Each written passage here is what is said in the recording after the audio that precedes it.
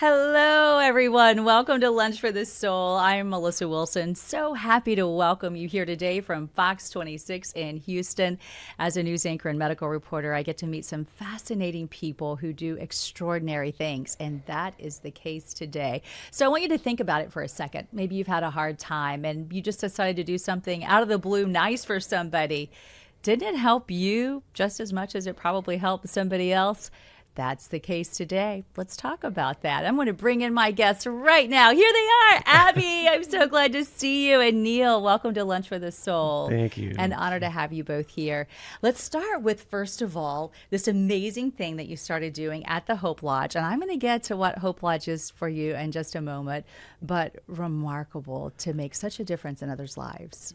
Well, thank you, Melissa. It's truly a blessing to just be around some of the individuals who are going through like circumstances. Mm-hmm.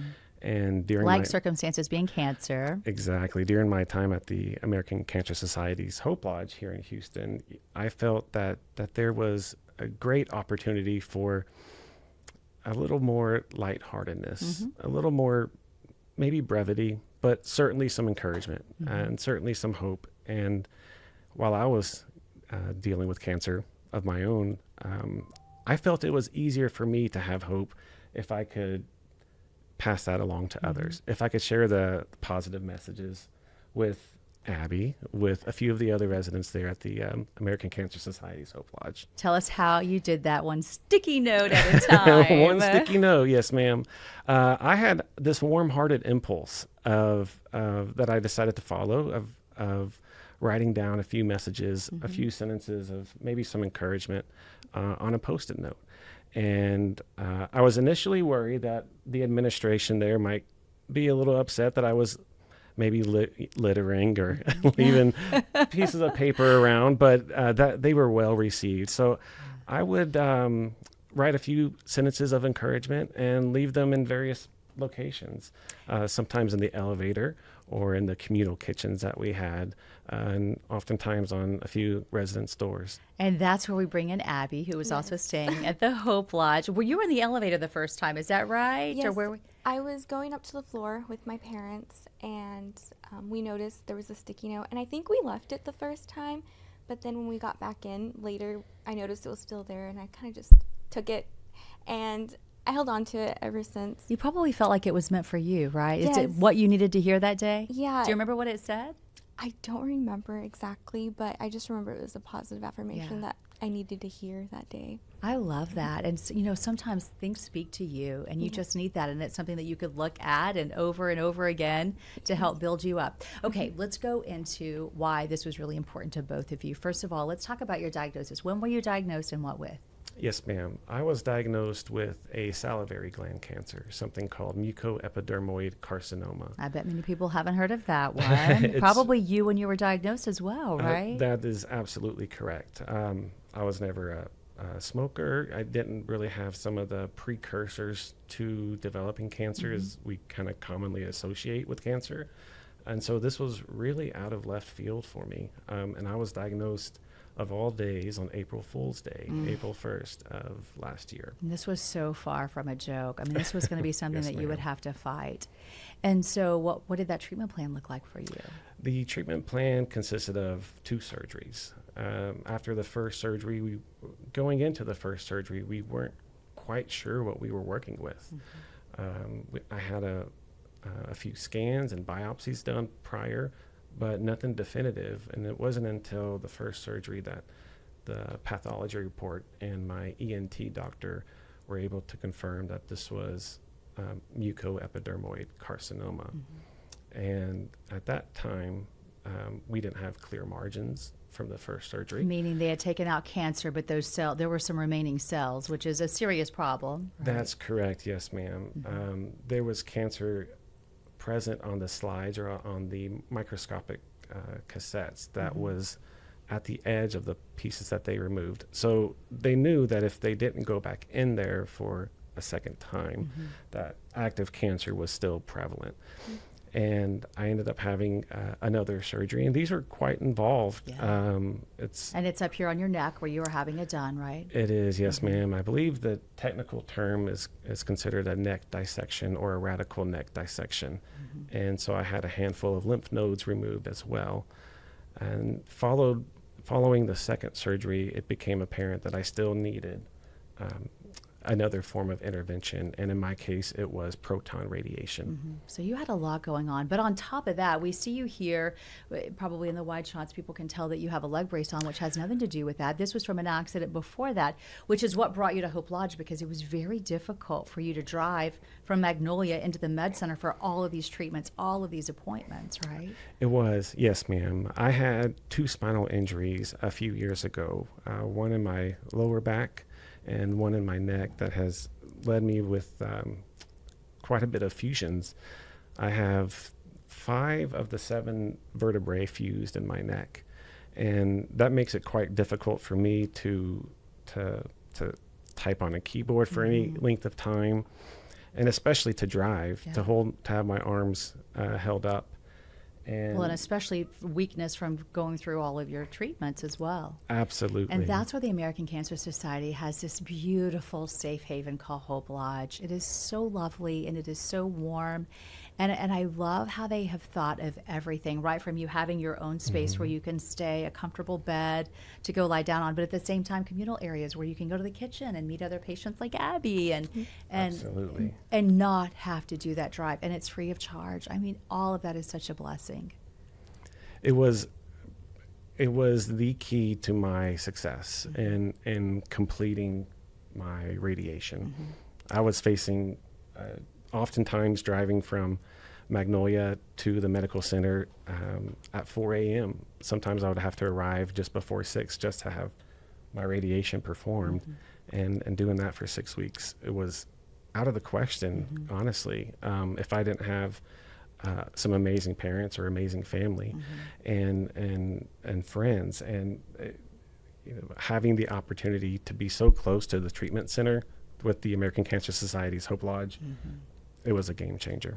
Well, I'm going to get to you in just a moment about how you were able to stay so positive and help other people through all of that. But I want to get to Abby now and your diagnosis.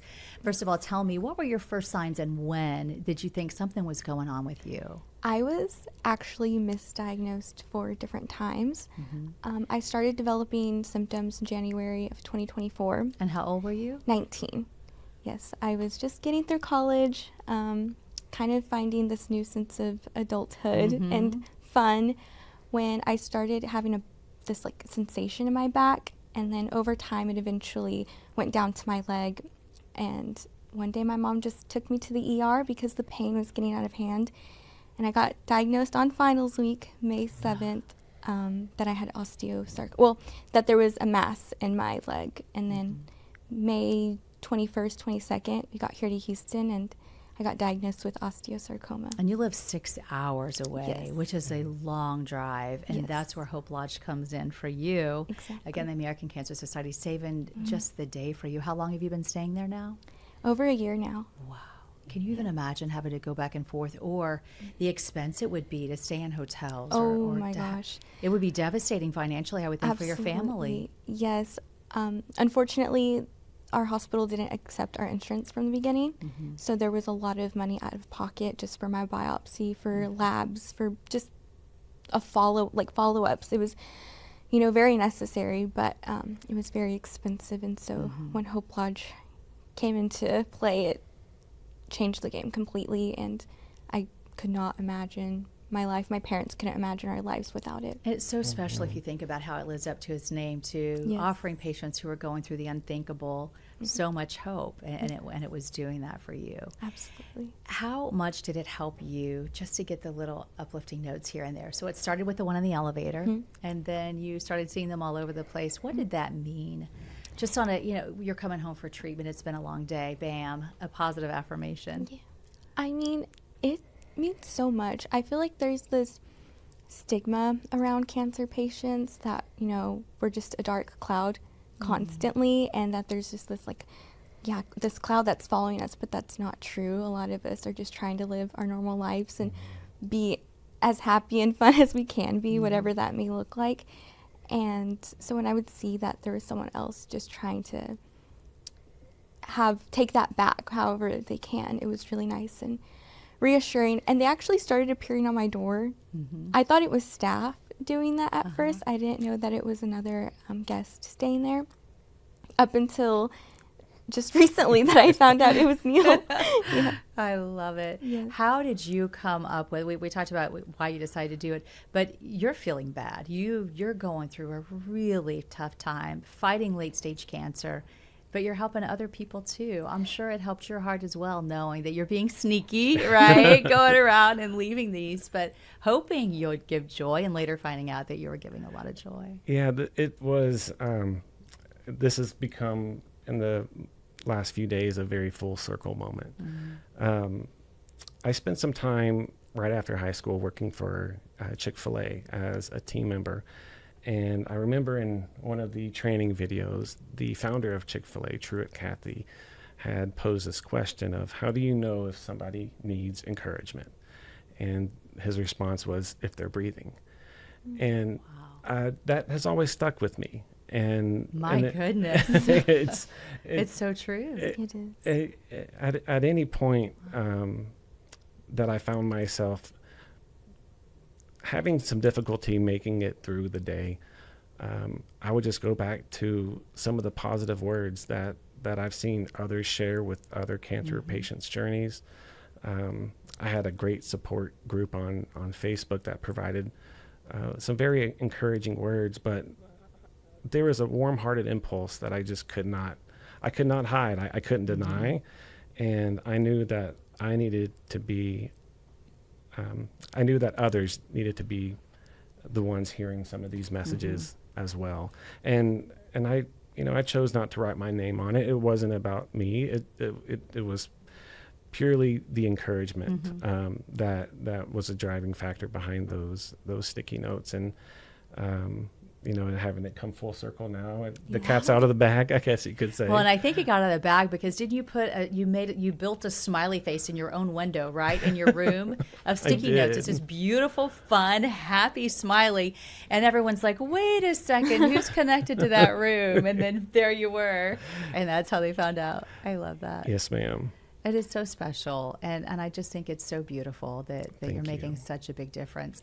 It's hard to go through all that, and I know sometimes it's easy for a moment in time to question your faith, and you went through that a little bit. Explain that journey, however comfortable you feel with it, because I think it's important for people to realize that it's okay sometimes to do that and make a bounce back and work through those feelings. It's honest, it's raw, it happens. Absolutely.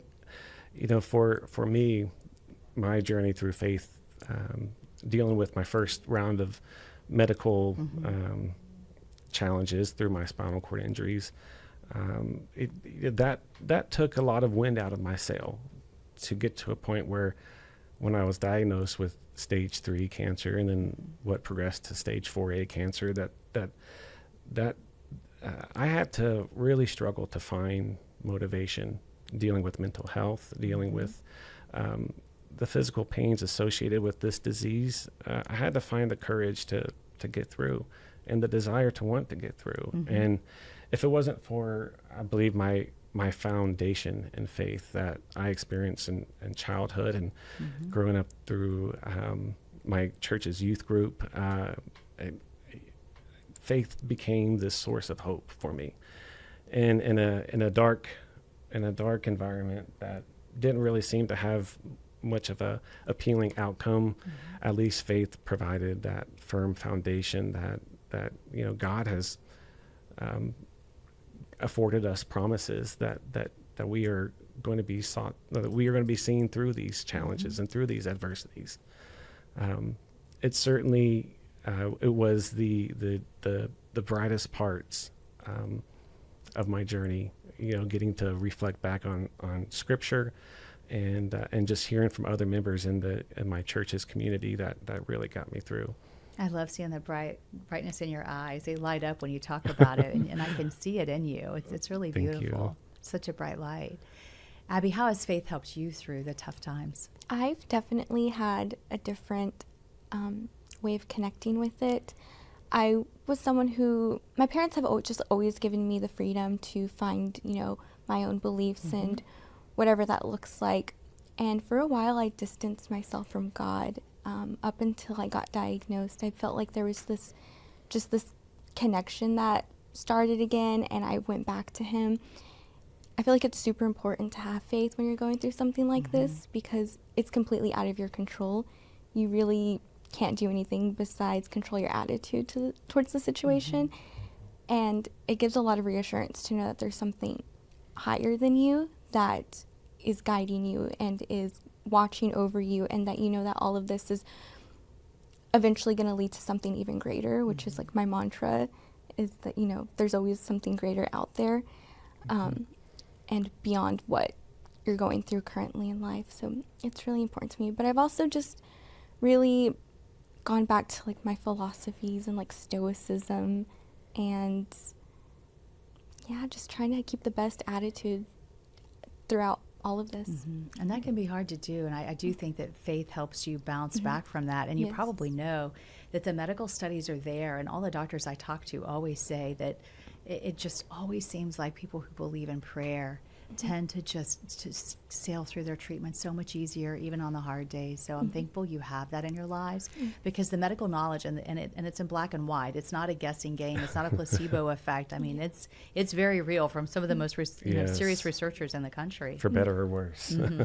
One thing that really spoke to me during this time was kind of the belief of what a gardener may do to their tomato plants or their pear trees, the act of pruning.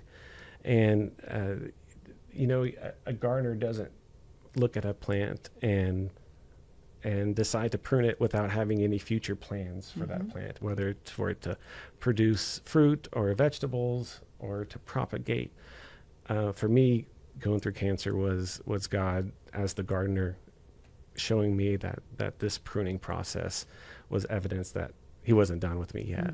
And kind of going back to Abby's message, we're not done yet. Exactly. And there's proof here that there is a higher calling or a different calling for ourselves here on earth. I think in John chapter 15 that talks about God's pruning, or a gardener's pruning, and it was really special to me to have a neighbor and Abby to kind of help keep that in focus. I love that. And I know earlier you were talking about how cancer can almost feel like a dark cloud, but I only see just bright lights coming from both of you. There is nothing dark about your story, about your testimony. It's so beautiful. And I love that you were able to find each other and find that camaraderie. Talk more about what it's like to have people there who know what you're going through, right? Even sometimes our best friends who aren't going through what we're going through don't know the right thing to say. But when you're living under the same roof with people who know, it changes everything, doesn't it? It's just like this different type of relatability. It's insane to be able to, just on so many different levels. There's actually, I think, 3 other girls that I've met there at Hope Lodge who we all went to the same university, and we didn't even know each other until we got to Hope Lodge. And we're all in our 20s. And we always talk about it. And it's very unfortunate that friends do try their best to connect. But until you're living through going to treatments every day, having to go to get labs, constantly canceling plans because your platelets aren't, high, or your ANC isn't high, and like all these medical terms that people don't understand. And sometimes, people get a little bitter about it, that you can't make it to these plans.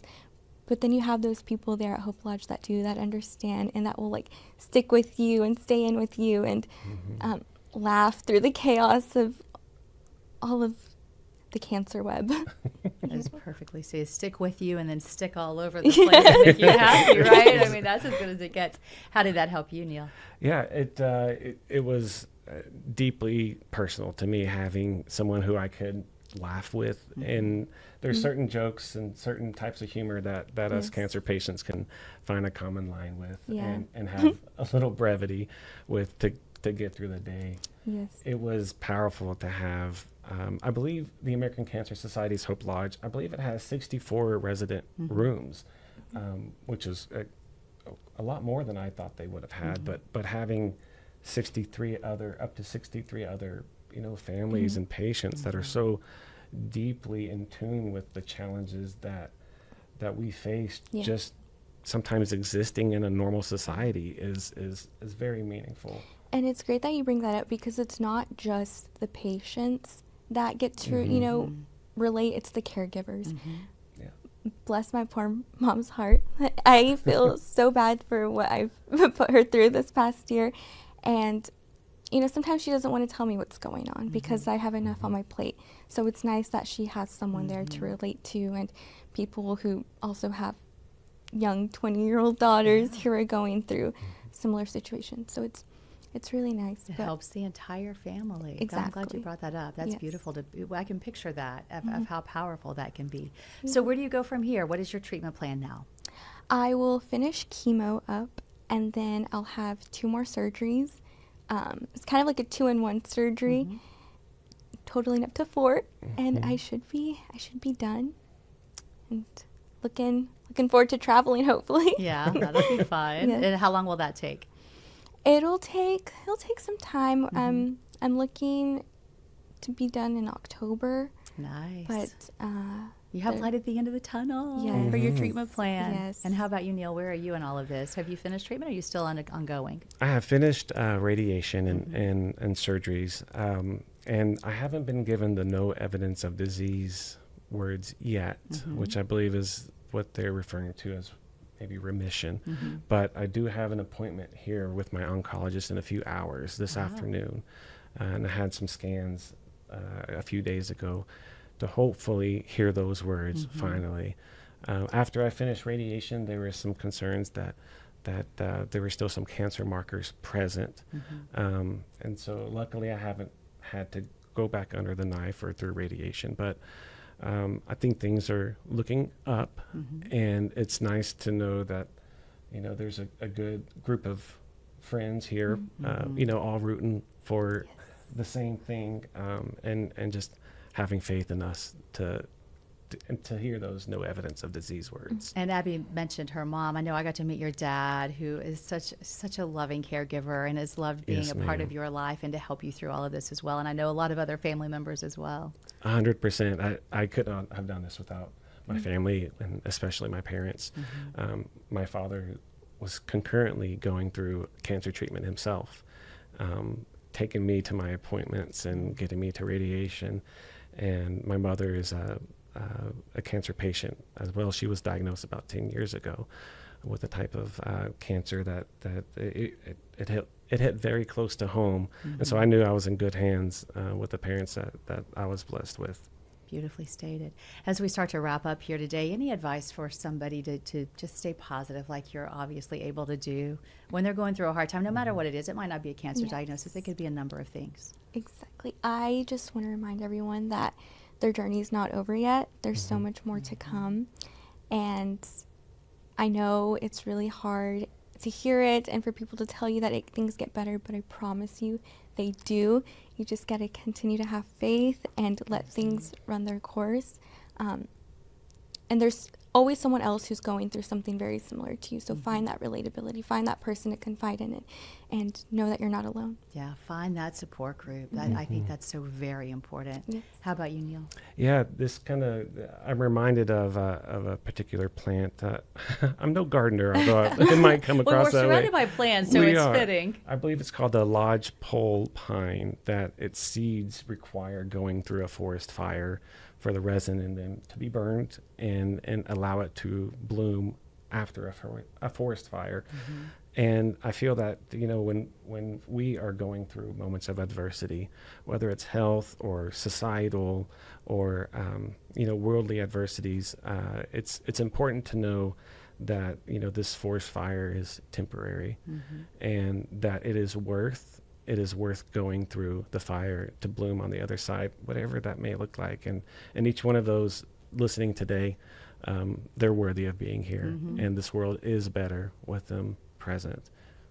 It's almost like the lotus flower, right? It has to grow in basically a swamp in this nasty, disgusting water to bloom and be beautiful. It reminds me a lot of that. Absolutely. Well, I'm just so thankful to be able to talk to you and share your beautiful testimonies. And Thank you. You're just such a positive force. And keep up the good fight.